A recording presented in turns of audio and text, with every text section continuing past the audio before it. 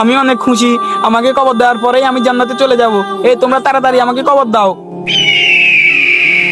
হ্যাঁ হ্যাঁ, তোমরা চলে যাও, তোমরা যাওয়ার পরে আমি জান্নাতে চলে যাব। আরে আপনি কে? তোমার ধারণা পুরাই ভুল, তুমি একটা জাহান্নামী। আরে কেন? আমি তো দুনিয়া থাকতে অনেক ভালো কাজ করছি, তাহলে কেন আমি জাহান্নামে যাব? আচ্ছা ঠিক আছে, তাহলে শুনো। কি রে, তুই সারাদিন কই থাকস? বাবা শুনো, মোল্লাবাড়ির ইমাম সাহেব আছে না, তিনি তো একটা বিল্ডিং দিয়ে দিছে। কি?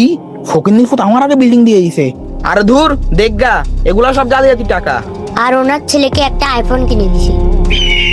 বুঝছি, আচ্ছা তুই এখন যা। আমি ছাড়া সবাই সবকিছু করতেছে, আমি তো 5 ওয়াক্ত নামাজ সবই পড়ি, তাও কেন আমার উন্নতি হচ্ছে না? মনে রাখবে, হিংসা নেকিকে ধ্বংস করে।